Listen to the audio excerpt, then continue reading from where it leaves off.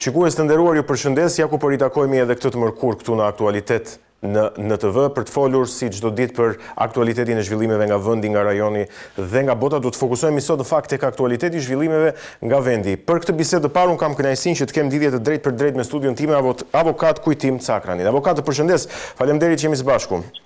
Përshëndetje, kënaqësia ime. Gjithashtu. Mirë, unë dua ta nis shpejt në fakt me deklaratat e ditëve të fundit të ish zëvendës kryeministrit Arben Ahmetaj në lidhje me qeverinë, me zëvendës kryeministren Belinda Balluku, me Edi Ramën. Në fakt duket se denoncime më të forta vijnë pikërisht nga Arben Ahmetaj. Ai e ka konsideruar Ballukun si depozit, siç besoj e ke ndjekur dhe ti, të Edi Ramës me dëshirën e vet. Çfarë mund të thuash në lidhje me këto akuza mjaft forta? Shiko, të kuptojmë diçka. Arben Ahmetaj nuk është njeri që ka dieni të tërthorta. Është një individ i cili ka qenë zëvendës kryeministër, ka qenë në pjesë e kabinetit të qeverisë së zotit Rama, ka qenë numri 2 i zotit Rama dhe ka qenë pjesë aktor edhe faktor në qeverinë e tij, pra në vendimarrje kështu me radhë. Kështu që zoti Ahmetaj në ato që thot është njeriu më i besueshëm i mundshëm që mund të jetë pas Edi Ramës ose dikujt tjetër që mundet të bëhet bashkëpunëtor drejtësisë. Zoti Ahmetaj ato që ka thënë, i ka me prova, i ka me fakte. Si i ka thënë, pse i ka thënë dhe ku do të arrijë ai me ato që ka thënë, ato janë problem që politike kështu me radhë. Në aspektin juridik, unë mendoj që zoti Ahmetaj ka dhënë dëshmi të vlefshme, dëshmi të cilët SPAK, organi i procedurës, duhet t'i kishte marrë seriozisht. Për mua duhet ta lëri prokuroria atë shohun që bën jo me letër porosi do ekstradoj zotin Ahmetaj e kështu me radhë. Nuk e ekstradohet zoti Ahmetaj dhe asnjë zyrtar nuk e ekstradohet po iku në arrati ose po iku për azil politik. Nuk ka ndodhur dhe besoj të nuk ndodh deri sot. Dhe kështu që në kuptim të kësaj them që zoti Ahmetaj është njeriu i cili një burim dëshmish informacioni për SPAK-un që duhet jo vetëm për tunelin Llogaras, por duhet të kishte thelluar hetimet edhe për shumë afera të tjera, duke marrë parasysh edhe 2 anijet në Vlorë, Tigri 1, Tigri 3, që të cilët qytetarët shqiptarë dhe vlonjatët e kështu me radhë po paguajnë çdo ditë nga 90.000 euro për 2 anije të cilat sot nuk funksionojnë ose më saktë nuk kanë funksionuar ndonjëherë që në momentin që ato kanë ardhur në Vlorë. Dhe kjo është një kontratë e lidhur nga Ministria e Infrastrukturës dhe pikërisht nga zonja Balluku. Nuk po i futem pastaj pjesëve të tjera që porti i Vlorës është i shkatërruar dhe triporti i Vlorës tashmë do kthehet në një port tregtie kështu me radhë pasagjerësh, sepse porti i tradicional historik i Vlorës është tashmë kthyer në një shes ndërtimi për biznesmen të ndryshëm.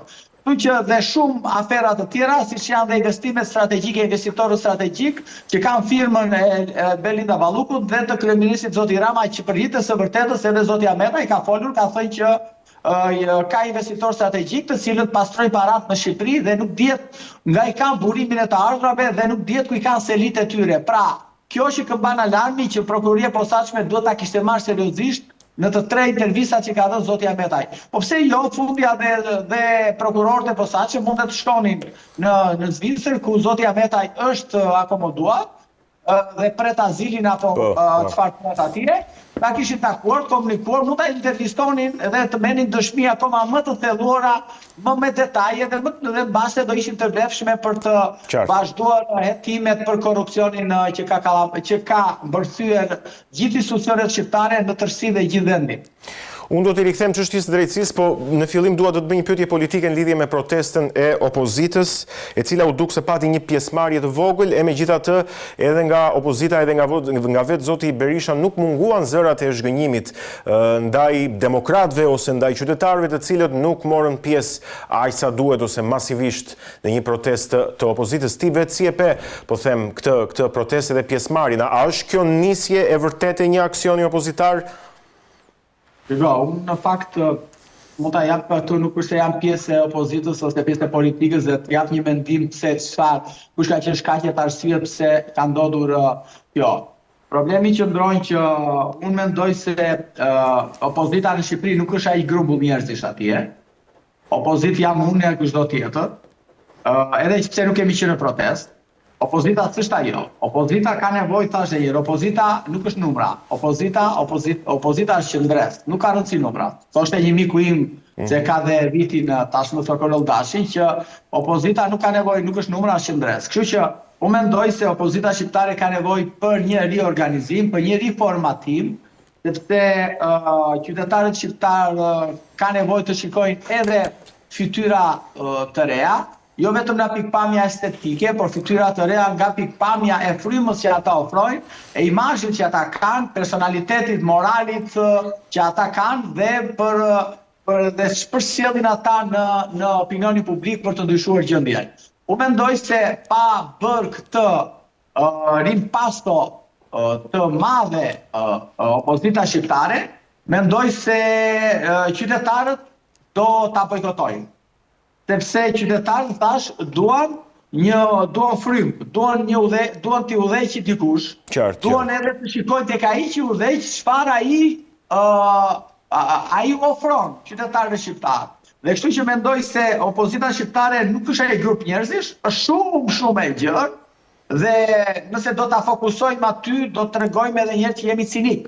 Por unë larg cinizmit mendoj që opozita shqiptare ka nevojë për një riformatim dhe një rimpasto totale me figura dhe njerëz të cilët janë profesionistë të zotut, jo njerëz të vinë në rruga dhe të merren me politikë, sepse që të mesh politik dhe të jesh një administrator qoftë në një bashki apo në një shtet, duhet patjetër ti kesh treguar që ke drejtuar më parë një institucion, ke një shoqëri, një kompani, mund të administruar dhe ti je dikushi. Mund të kesh një avokat i mirë, një inxhinier i mirë, një mjek i mirë dhe tregon kështu që njihesh dhe nga publiku e kështu me radhë që të japi dhe besimin publiku tek ty e kështu me radhë. Prandaj them që mendoj se opozita ka nevojë për një riformatim me qëllim që të afrohen qytetarët dhe të rritet besimi tek opozita. Mirë, meqense ti je edhe avokati i zotit Meta, unë doja të të bëj një pyetje, jam kurioz për opinionin tënd. Si e komenton ti deklaratën e drejtorit përgjithshëm policisë së shtetit Ilir Proda në komisionin e çështjeve ligjore që tha që arrestimi i zotit Meta ishte në rregull, ishte krejt okej, domethënë. Ai s'duhet kishte bërë rezistencë? Atëre, unë do ta përmbledh. Ai u tregua aty jo më pak se një bandit. Pra, ai aty tregoi që nuk është drejtor policie, as shtetar, por një bandit. Se e them këtë gjë?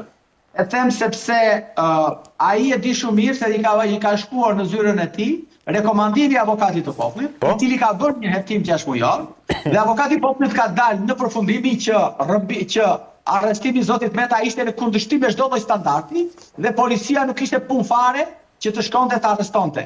Dhe policia nuk kishte aty asnjë lloj identifikimi. Dhe mbi të gjitha nuk kishte urdhrin e ekzekutimit. Urdhrin e ekzekutimit bashkë me letrën e të drejtave. Dhe këtë nuk e them unë, që jam avokati i zotit Meta, sepse mund të jemi pa besueshëm të opinioni. Por e thot raporti i avokatit të popullit që ja ka dërguar ministrit të breshëm edhe drejtori përgjithshëm policisë së shtetit, ku i thot të merren masa që të rregullohet kjo që ka ndodhur, duke i lënë në kuptuar që ndaj personave të cilët kanë ushtruar këtë lloj sjellje dhe dhune, të ketë masa qoftë edhe administrative. Gjithsesi, drejtori i policisë së shtetit tregoi edhe një herë që nuk është shtetar, nuk është drejtor policie, por me atë që ka fol atë ditë atje, ka treguar edhe një herë që provon edhe një herë që nuk ka lidhje me policinë e shtetit. Mund të ketë lidhje me ndonjë band, por me policinë e shtetarit, të policisë së shtetit demokratik, ai nuk ka asnjë lloj lidhje. Dhe kjo është ajo që dua të theksoja. Gjithsesi, ne jemi në prokuroria po vazhdon hetimet, persona të cilët e rrëmbyen zotin Meta janë promovuar pikërisht nga ky drejtor policie, sepse personi që ka udhëhequr atë bandë atje që rrëmbeu presidentin mes rrugës, sot është drejtuesi i lartë i një nga qasjeve më të rëndësishme të policisë shqiptare. Dhe kështu që kjo histori nuk përfundon këtu, i nderuar. Kjo histori do vazhdoj, sepse ne nuk e lëmë kaq, ne kemi bërë veprimet tona, jemi drejtuar institucioneve ndërkombëtare, po vazhdojmë betejën tonë në gjykatën kushtetuese dhe do vazhdojmë betejën tonë në gjykatën europiane të drejtat njerëzit, sepse liria dhe digniteti i njeriut dhe aq më shumë i një presidenti republike vlen më shumë se çdo tjetër, tregon qytetrimin e një vendi dhe tregon se institucionet e atij vendi janë demokratike. Mos harrojmë diçka, ju e pat para një muaji si shkoi në paraburgim Sarkozy, presidenti i Francës. Po.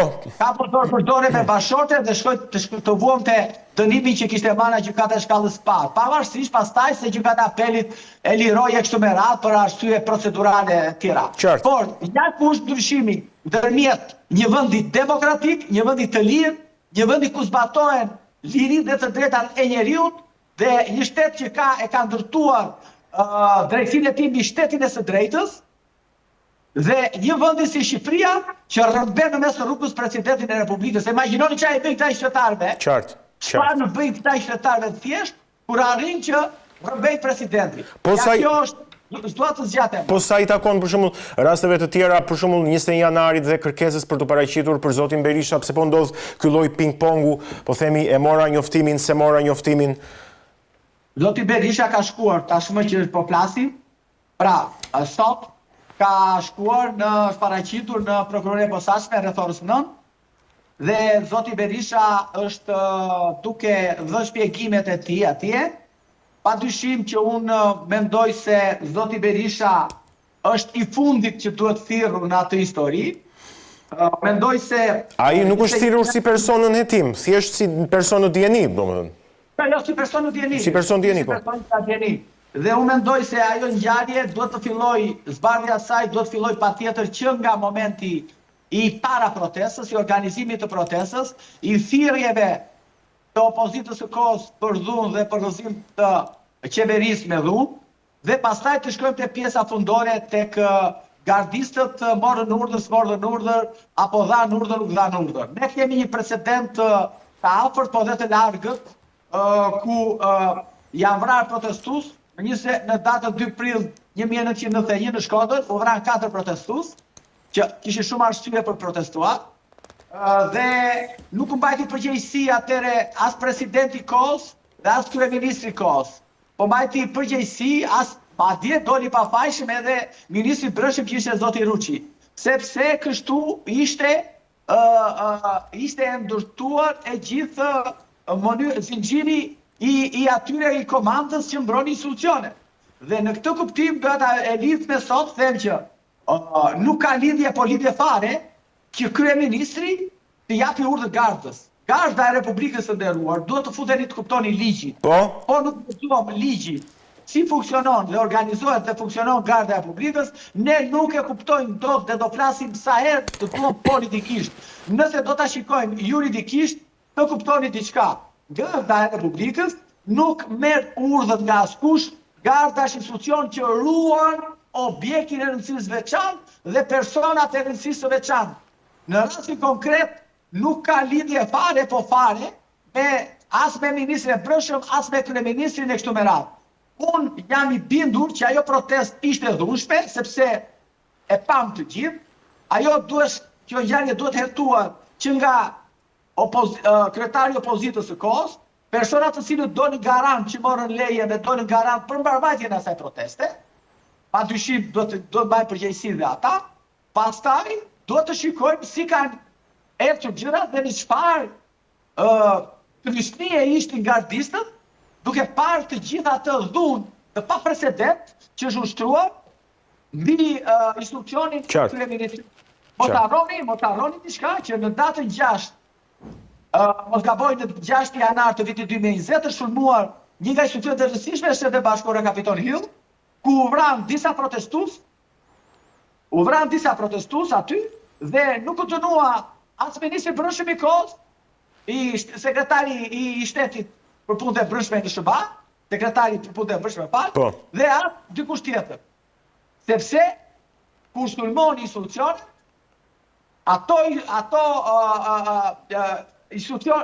ata që kanë si detyrim për t'i mbrojtur institucionet, kanë zbatojnë ligjin e tyre që hyn në fuqi me njëherë si e kanë ata organizimin e tyre pa e futur tek legaliteteve. Kështu që unë mendoj se 21 janari duhet zbardhur padyshim, por zbardhja 21 janarit fillon nga thirrja e Edi Ramës, e Tavlan Ballës, e Sajbet Tahirit dhe të gjitha atyre të cilët organizuar, po pse jo dhe ata 300 protestuesët e dhunshëm që janë të filmuar në çdo moment dhe dhunën që ata kanë përdorur ndaj policisë së shtetit, pse jo edhe ndaj gardës së Republikës. Kështu që kjo gjë duhet të zbardhur dhe çdo kush të marrë dënimin e tij me akuzat të hetohet, për akuzën për përmbysje të rendit kushtetues me dhunë. Kjo duhet të jetë akuza për të cilën duhet të hetohen ata që kanë përgjegjësi. Qartë, mirë. Avokat, unë të falenderoj për këtë bisedë që zhvilluam edhe shpresoj do të kemi bisedat të tjera në vazhdim për aktualitetin. Po, ishe kënaqësi, patjetër do lidhet. Kënaqësi. Ishim me avokat Kujtim Cakra, ne folëm për disa zhvillime të aktualitetit politik në vend, vetëm pak shkëputje dhe rikthehemi në bisedën tjetër. Jemi rikthyer në këtë pjesë të dytë, në këtë bisedë të dytë, në fakt do të vjen të flasim për zhvillimet nga vendi, protestën e opozitës, aksionin dhe zhvillimet të tjera nga të fundit nga drejtësia. Unë kam kënaqësinë që të kem lidhje të drejtë për drejtë me studion tim direkt nga Gjermania, zotin Petrit Tafaj. Përshëndetje dhe faleminderit që jemi së bashku. Përshëndetje, faleminderit, gjithmonë kënaqësi të lidhem me juve. Kënaqësi ime, patjetër. Dua ta nisim këtë bisedë së bashku duke bërë një analizë të protestës së opozitës në datën 17 nëntor, pritshmëritë që pati ajo protestë, pjesëmarrja, kritikat, a është vërtet në këndvështrimin tënd një nisje e vërtetë e një aksioni opozitar apo jo? Unë jam i mendimit që kjo është një nisje e moderuar e të bërit opozitës. Është diçka e mirë menduar edhe është në një format të tillë saqë PD-ja mund ta realizojë, por vetëm kaq, jo gjë më shumë. Pra PD-ja shikon i ka matur forcat dhe në një farë mënyre bën një një platformë opozite kundër qeverisë përpara kryeministrisë, krahas luftës që bën brenda parlamentit. Por mënyra edhe koha është e koordinuar në lidhje me hetimet e spagut, kështu që secili të dyja palët shikojnë njëra tjetrën dhe veprimet i kanë të koordinuara të dyja, domethënë duke parë njëra tjetrën dhe duke bërë një farë mënyrë këshillëk njëra tjetrës. Pra, po themi që është një nisje e moderuar, megjithse në fakt këtë gjë e shpreu edhe vetë zoti Berisha, që pjesëmarrja do të ishte ulët. Megjithatë, pritej më shumë pjesëmarrje, po themi, nga qytetarët, nga demokratët, nga militantët, ndoshta. PD-ja ka të qartë që aftësia për të dërguar valët e shpresës deri në çdo skaq Shqipërisë nuk e ka më këtë mundësi që të angazhojë simpatizant, po një problem kanë dhe socialistët, sidomos Partia Demokratike, me që vetë nuk është se po bën progres, nuk është se po riorganizohet ose të bëjë një analizë të hollësishme të humbjes së zgjedhjeve, votuesi e shikon dhe një farë mënyre ka rënë mbështetja e Partisë Demokratike, por nga ana tjetër socialistët nuk e dinë faktikisht se sa mbështetje kanë edhe për shkak të manipulimit të mendimit nëpërmjet mediave dhe nëpërmjet paras duke blerë vota. Pra dhe socialistët nuk është se dinë realisht që sa kanë numrin e saktë që kanë i mbështesin. Po Partia Demokratike është në pikën e saj më të ulët, kështu që mënyra e moderuar të bërit protestave është forma e përshtatshme për momentin. Por, e vërteta, nëse është e vërteta apo jo, ka një sentiment opozitar në Shqipëri apo jo? Përkundër daljes, po themi, pjesëmarrjes në protest, ka një sentiment opozitar? Sigurisht njerëzit nuk janë të gatshëm për të dalë, po ju mungojnë kushtet. Kushtet është bindja për të qenë i sigurt se pse po dalë. Dhe këto daljet me gjithë kjo popull që i ka vajtur mbrapa Partisë Demokratike një farë mënyrë është zgënjur me rezultatet edhe me menaxhimin e votës tyre dhe besoj që ka shumë popull që kanë dalin, por mungojnë kushtet, mungojnë shpresa. Kjo Partia Demokratike në formën që është sot, në këtë rrethana që është sot, nuk ka arritur, megjithë mbështetjen që ka patur dhe ka nga shumë nga populli shqiptar, por duke parë që nuk është formacioni i duhurit të cilës shpresës për shqiptarët, ju ka rënë dhe mbështetja nga elektorati. Qartë. Po çfarë, se Partia Demokratike e ka nisur këtë, po themi, këtë aksion, me qëllim të ngritjes së asaj platformës së diskutimit qytetar, se pretendojnë që në kuvend nuk po i jepet kohë për të debatuar, kështu që po e zgjidh në një mënyrë alternative, jo se po del nga kuvendi, që të jemi të qartë. A mund të funksionojë kjo si platformë e diskutimit qytetar në kushtet kur është një parti parlamentare? Çfarë do duhet bëj Partia Demokratike? Jo, rruga duale që ka zgjedhur deri tani mua më duket e saktë, sepse në fund nuk ka dhe votat brenda parlamentit. Ajo Partia Demokratike bën luftën brenda parlamentit, por çështja e demokracisë, çështja e të dhënies drejtës së deputetëve të opozitës është një problem shumë i madh. Me sa duket këtë OSBE-ja dhe organet e Bashkimit Evropian nuk e shikojnë si shumë të rëndësishme, shikojnë më të rëndësishme çështjen e përparimit të bisedimeve. Por Partia Demokratike ka zgjedhur këtë mënyrë hibride në parlament dhe para kryeministrisë si mënyrën më të mundshme, më efektive për të vajtur tek qytetari, tek zgjedhësi. Nëse do arrit diçka, unë nuk besoj, është një përpjekje, por përpjekja nuk do të thotë që do kesh sukses. Përpjekje për të mbajtur edhe ngrohtë elektorati që ne po protestojmë, por është pak absurde të mendosh që Edi Rama në këto rrethana cilësuese që është tani në qeveri me problemet pafund që ka, të miratojë një qeveri teknike. Ka dhe një anë tjetër medalit që unë shikoj si problematike. Për të kërkuar qeveri teknike mund ta kërkosh, por në rastin më ideal, ja themi që Edi Rama thotë, "Okej, bëjmë qeveri teknike edhe zgjidhni ju kryeministrin." Po sikur të bëhen zgjedhjet pastaj më vonë janë të sigurt demokratët që do të fitojnë.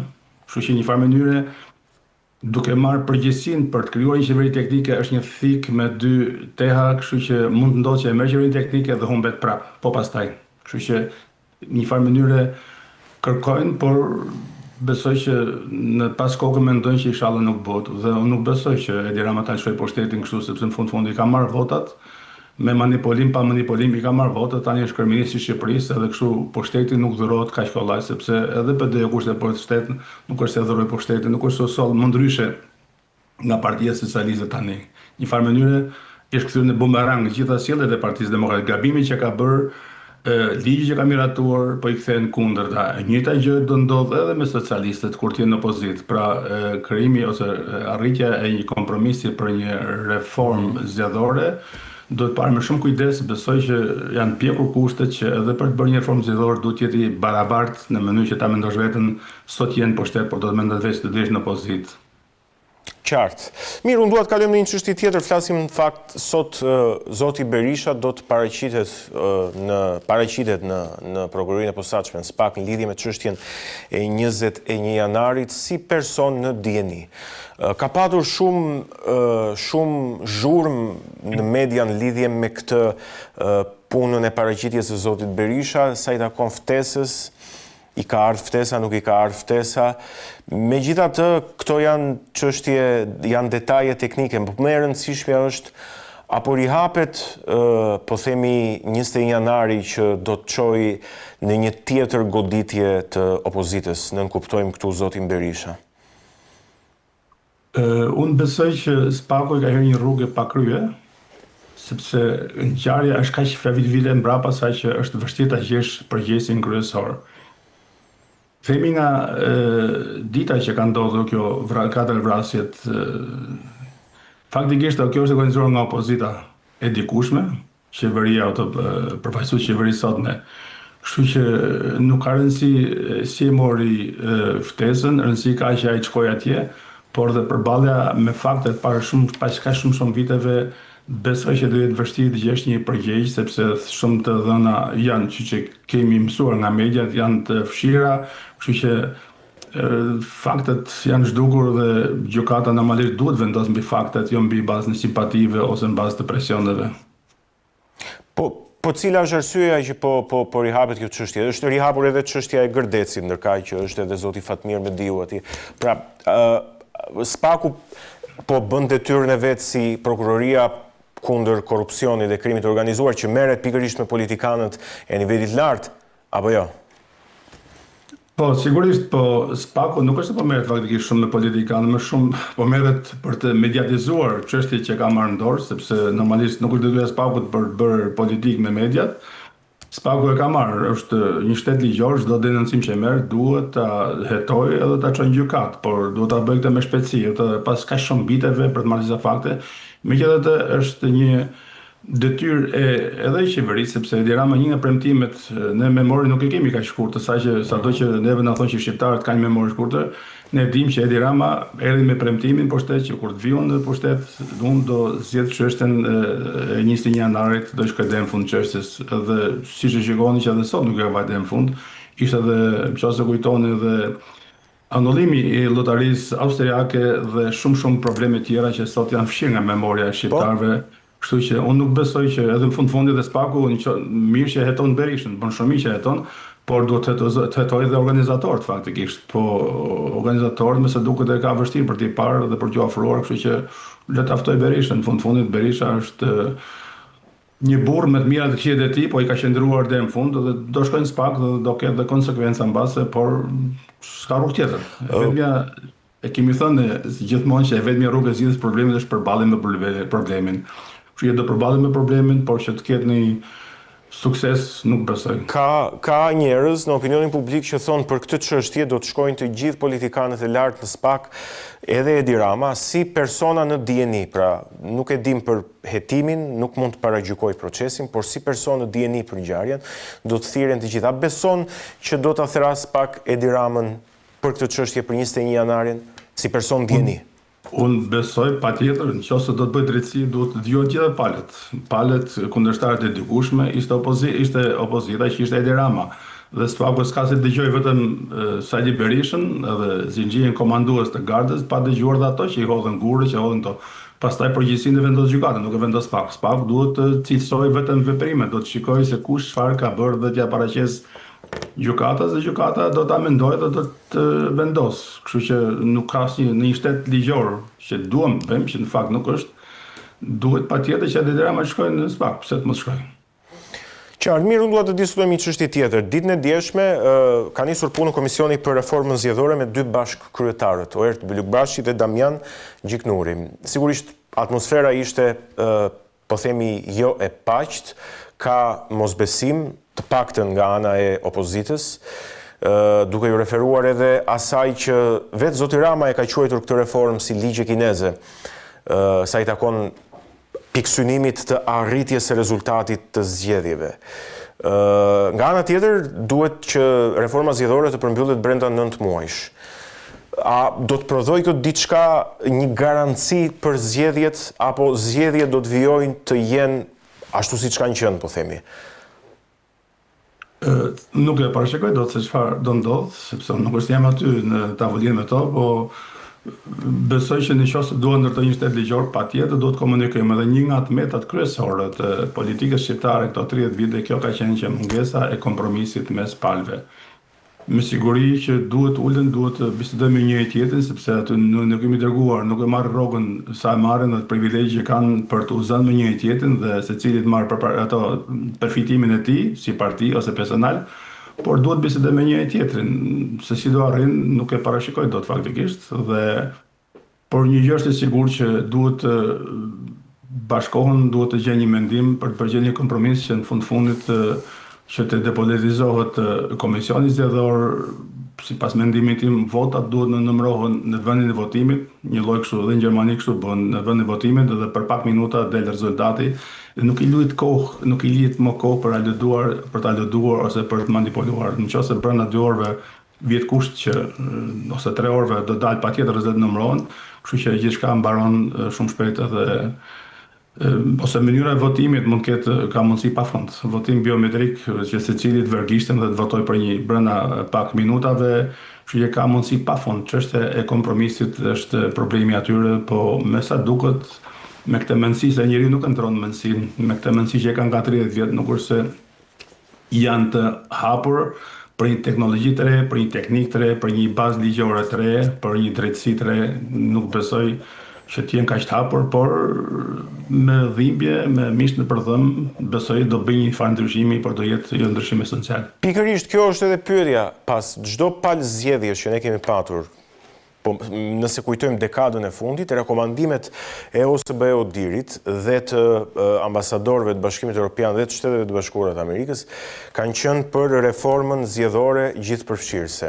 Janë bërë her pas here përpjekje, megjithatë zgjedhjet në terren nuk është, pra organizimi dhe menaxhimi i zgjedhjeve në terren ka përsëritur të njëjtat problematika, që do të thotë që sa të mundshme janë këto problematika të zgjidhen për të ardhmen, apo të gjitha këto janë thjesht formalitete. Ata paguhen aq sa paguhen sipas asaj që the ti për formalitete fatkeqësisht.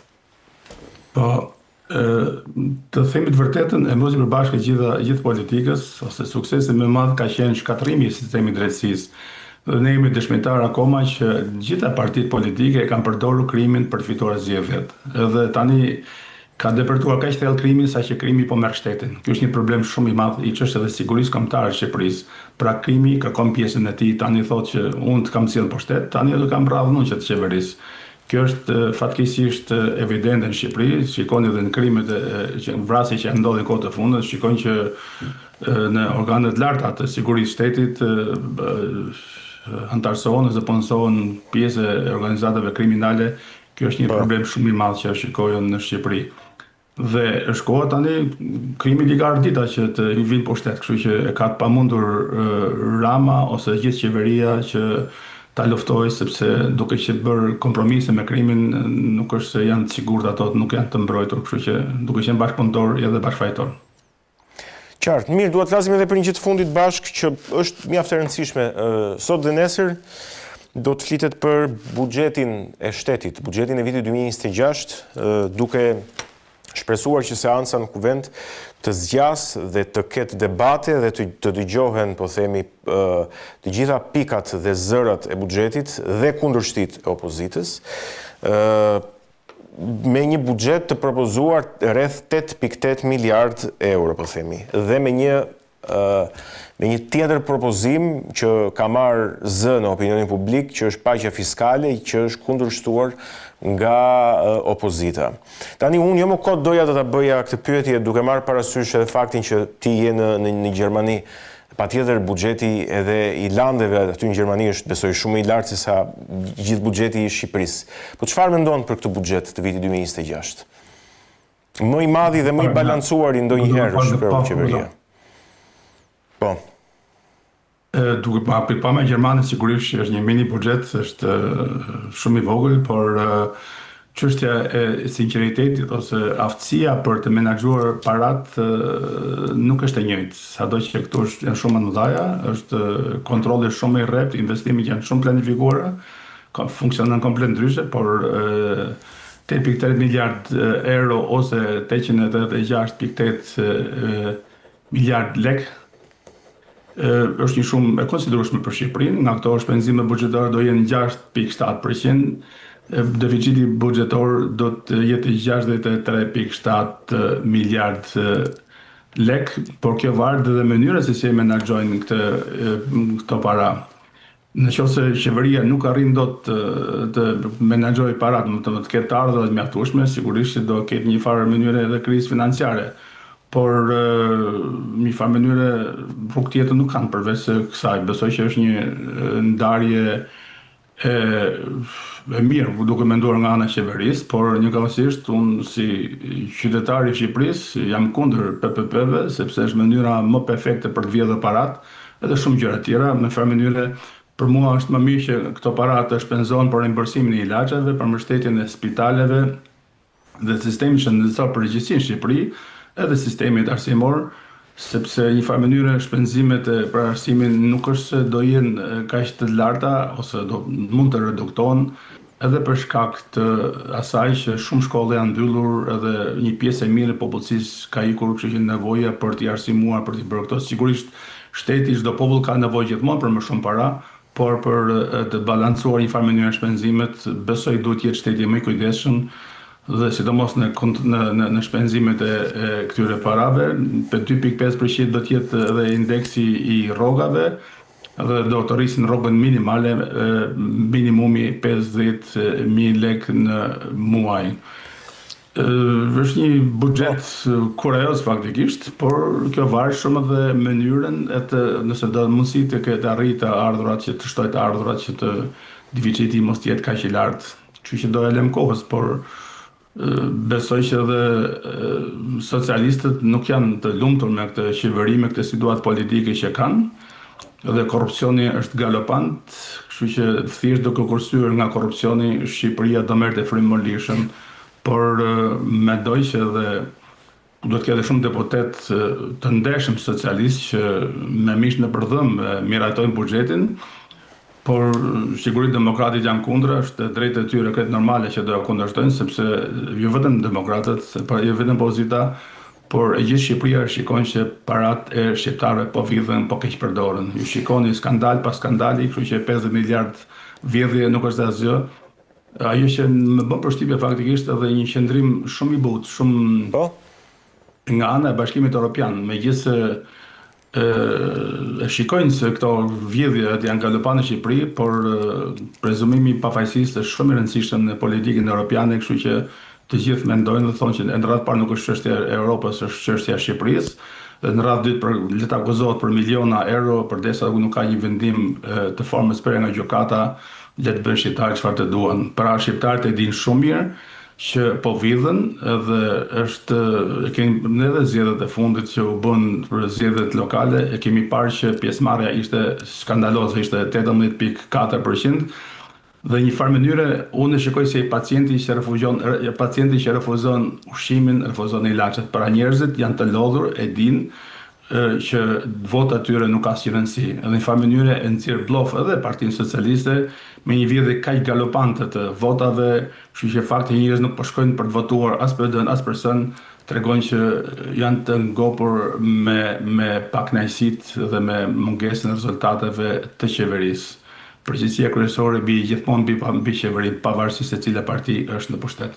Pra, ideja për t'u rikthyer buxhetit, se kemi dëgjuar zotin Rama edhe për rritjen e çdo muajshme, po themi duke filluar nga viti 2026 të pensioneve, për rrogën mesatare, për pensionin minimal, shifra të cilat këto për nivelin ku është Shqipëria duken, po themi, barë buxhetore. Po problemi këtu nuk kanë qenë buxheti dhe mungesa e parave, por menaxhimi i tyre, apo jo? Sigurisht, këtë unë mundova të shpreh që menaxhimi i buxhetit, u jam kundër PPP-ve, se është forma më perfekte për të vjedhur parat, dhe me sa duket nuk e kanë problem fare menaxhimin, menaxhim skandaloz, kështu që për kaq kohë sa kanë votën e pas kanë marrë që të vjedhin, kështu që jo të qeverisin Shqipërinë. Shumë shqiptarë janë pakënaqur dhe prandaj kthejmë edhe një herë te kjo që mungesa e pjesëmarrjes në zgjedhje është shumë e ulët dhe tregon që nuk ka përfaqësim demokratik. Dhe mënyra si do ta menaxhojnë pushtetin duke mos dhënë llogari fakti që në parlament çdo shqiptar e shikon, kush ka televizor shikon ose në celular, që vendimet kalojnë pa diskutuar, buxheti kalon, ligjet ndryshme kalojnë pa diskutuar, pa marrë informacione, në fundit pavarësisht se opozita është e vogël në numër atje, është e drejtë ligjore kushtetuese e opozitës që të marrë informacion për gjithçka që kalon në parlament. Në ato opozita nuk janë spektator faktikisht, ato nuk kanë shumicën, por nuk janë spektator për të parë se si kalohen ligjet pa i pyetur, pa i diskutuar, pa i përmendur fare, thjesht ngre kartonin dhe miraton ligjin. Kështu që do jetë një mësim shumë i mirë edhe për opozitën e sotshme që ndoshta dikur kur të vinë pushtet të ketë shumë kujdes me këtë lloj sjellje. Në farë mënyrë kjo është reciproke kjo që po ndodh, sepse ne kemi memorie pak më gjatë që shikojmë që nuk është se Partia Demokratike kur ka qenë në pushtet i kanë ndulzuar drejtat e opozitës. Socialistët kanë bërë një distancë gjatë, shkretë e tyre pa të drejta dhe janë shtypur dhe opozita e dikushme e shtypur. Kështu që çfarë të bësh do të ta bëjnë. Unë jam për drejtësi, jam për shtet ligjor, jam për marrëdhënie korrekte mes partive dhe marrëdhënie korrekte të qytetarit me shtetin. Qartë, mirë, zoti Tafaj, të falenderoj për praninë për bisedën dhe për opinionet këtu në studio. Të falenderoj gjithashtu dhe kaloni mirë në Shqipëri. Gjithashtu dhe ju aty në Gjermani. Faleminderit. Mirë, ishim me zotin Petri Tafaj nga Gjermania, folëm për disa zhvillime të aktualitetit. Ishte ky emisioni edhe për sot. Ne do të shihemi nesër. Deri atëherë qëndroni me NTV.